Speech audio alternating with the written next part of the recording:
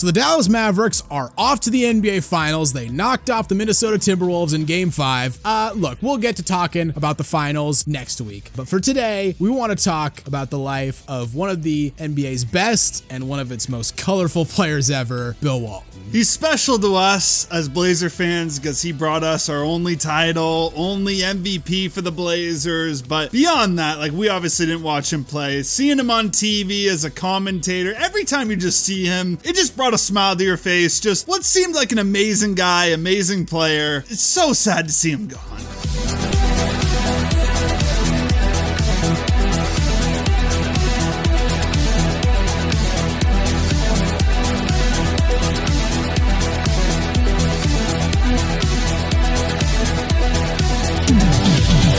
Before we start talking about Bill Walton, if you haven't already, make sure to leave this video a like, give us a subscribe, and hit that notification bell so you never miss out on one of our videos. So the story of Bill Walton begins in San Diego, California. He was a star for Helix High School in La Mesa alongside his brother Bruce. Fun fact, his brother Bruce was a football player who went on to play for the Dallas Cowboys and actually won a Super Bowl. So that means Bruce and Bill are the only pair of brothers to have won a Super Bowl and an NBA championship. Thanksgiving table, you got the NBA rings for Bill, Bruce rocking his Super Bowl ring. Okay, I see you. Also, in 1967, when the NBA expanded to San Diego with the Rockets players actually liked playing pickup at Helix High School because apparently he just had the best gym in the city. So they actually would call Walton personally because they knew he had a key to the gym. There's one story that Bill has told where Elvin Hayes called his mom and he said, quote, "Tell Billy Biggie is calling and we need him to open the gym tonight." Like, imagine that you're like a 15 or 16-year-old kid and one of the best players in the NBA is calling and be like, "Yo, can you open the gym? Me and the boys need to practice tonight." Somehow every single NBA legend or person around basketball has a story about Bill Walton. Honestly, I'm just not surprised. Yeah. Out of anyone this would happen to, of course, it would be Bill Walton. It was also in high school, though, that Walton first started to struggle with injuries. He broke his ankle, broke some other bones in his feet. He had knee surgery. This would obviously be a theme throughout his career. But even still, he led his high school to 49 straight wins over 2 seasons, and he accepted a scholarship to play under John Wooden at UCLA. And Walton had grown up listening to UCLA games like in high school, just on the radio, and he was recruited by a lot of colleges, but obviously, like, especially during this era, he wasn't going anywhere else. And while at UCLA, he had one of the most historic college careers of all time. Like, there's not many players you could even compare it to. On the freshman team, because he was ineligible to play for varsity at first, led them to a 20-0 record, then led the varsity team to 2 consecutive 30-0 seasons.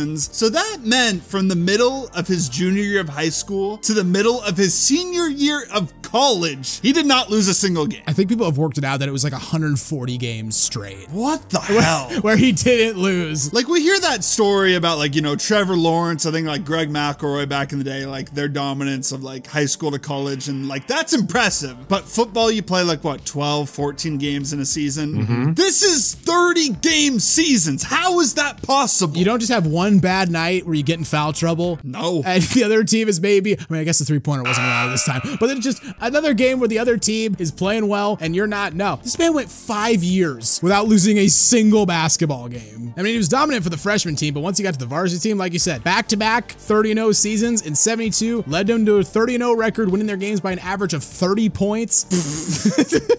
Beat Florida State by 5 in the final to win the Bruins their 6th consecutive national championship. The next year, 30-0 again, although not quite as dominant. This year, they only won their games by an average of 21 points per game. So what's wrong, UCLA? What are you doing? John Wooden had to be pissed in those locker rooms. Had them boys running laps because he's like, fellas, what's going on? And in the 73 championship game against Memphis State, now just the University of Memphis, Walton played one of the greatest games in NCAA tournament history. He scored 44 points on 21 of 22 shooting from the field, also pulled down 13 rebounds as the Bruins routed the Tigers. There's a funny quote that I don't have exactly in front of me, but it's along the lines of like John Wooden after the game was like, "Bill, I thought you were a really good basketball player, and then you missed that one shot.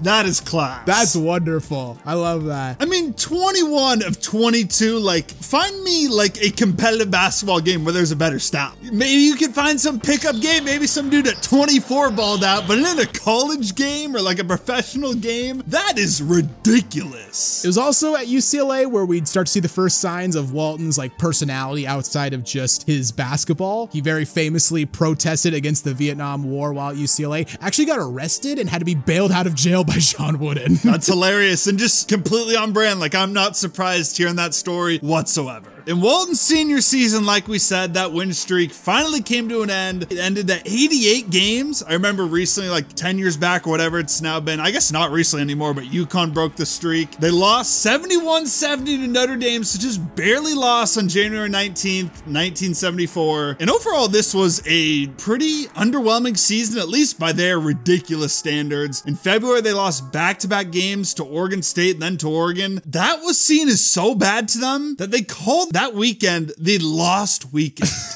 It sounds like a shitty low-budget horror movie or something. Like, people think like Alabama football standards are high now. They lost 2 games in a row and they nicknamed the weekend. What are we doing here? I mean, I guess they did have their streak of 7 straight national championships snapped. Like, oh no, you didn't win an 8th consecutive national championship. And that was like they lost to a NC State Wolfpack team that they'd beaten earlier in the season by 18 points. Walton called that loss the biggest disappointment of his basketball career. But like we said, like leading up to this, one of the best college basketball resumes in history. I don't know who could really top it. Maybe a couple guys, but only lost 4 games, won 2 national championships, started and maintained his lifelong relationship with the legendary John Wooden.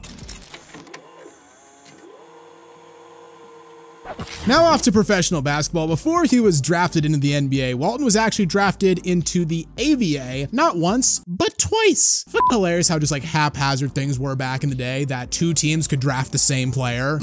Like, draft rights, I guess, like just weren't a thing back then. You go, oh, well, he didn't sign with Dallas, so San Diego, you can try to convince him, I guess, if you want. And also, Bill told his hometown team no. It was like, fuck yeah.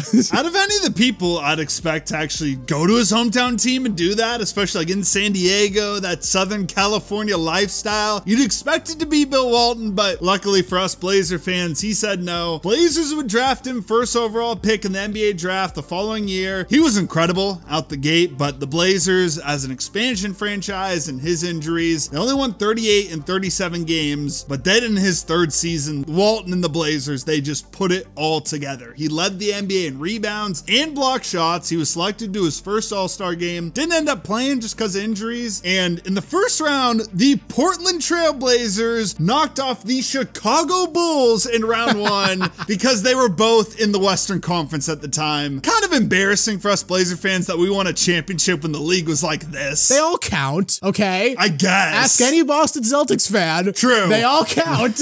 Yeah, in round 2, they beat the Nuggets and Dan Issel, so that means in the conference finals, they were matched up against the LA Lakers and another former Bruin big man in Kareem Abdul-Jabbar. Kareem got his, but a lot of people agree that Walton actually outplayed Kareem. He averaged 19.3 points per game, 14.8 rebounds, and the Blazers swept the Lakers 4-0 to advance to the NBA Finals against Dr. J and the Philadelphia 76ers. And despite dropping the first 2 games in Philly, the Blazers would win 4 straight. Walton, of course, Finals MVP, dropping 20 points, 23 rebounds in the clinching Game 6. And for the Blazers, like, it's been tough for us ever since, but first ever playoffs, like, you're only what, like 5-6 years into your franchise? 7, but okay, close enough. You win a title. How about that? Only team in NBA history, I think, that ever won the championship in their first ever playoff appearance. And the following season, the Blazers, I mean, they were on a torrid pace again. They got up to a 50-10 start, but Walton suffered a broken foot 58 games into his season. That ended his regular season. Still won MVP though, and interestingly enough, this really surprised me, played in his only ever NBA All-Star game. Just hurts. I mean, does. I've heard this season season from the people that watched and everything, the tape, that Walton was just insane. Like, I've heard the comparison here recently, like he was Jokic before Jokic. I mean, he only averaged like 5 assists, but back then for a center to average 5 assists, yeah, that's a ton. And he can actually play defense too. Like, obviously he didn't have the touch Jokic had or the shooting, but Bill Walton was just an all-around skilled center and could basically do everything for that era of basketball. Yeah, the Blazers won 58 games, and Walton, he was actually back for the playoffs against the Sonics, but he got injured again in game 2 and was lost for the rest of the season. And the Blazers would go down to Seattle in 6 games. And that game 2 would actually be the final game he ever played for the Blazers. Very tough. I mean, injuries were the main reason. Like, obviously he was out with injuries. Then once you're just injured the entire time, you start to lose trust with the medical staff, which I'm not going to hate him for, because there's a lot of Blazers bigs that have gotten injured under us. Request a trade. The Blazers are like, no, we ain't trading you. You just won us a title. So in protest, he sits out the entire 1979 season. He eventually signs with the San Diego Clippers, his hometown team. So obviously, given that, it was a messy exit from the Blazers, but things would eventually heal, in like Bill Walton, before the death and even more so now, just completely loved by Portland. He fit in so well here. It's a shame it kind of ended that way, but all love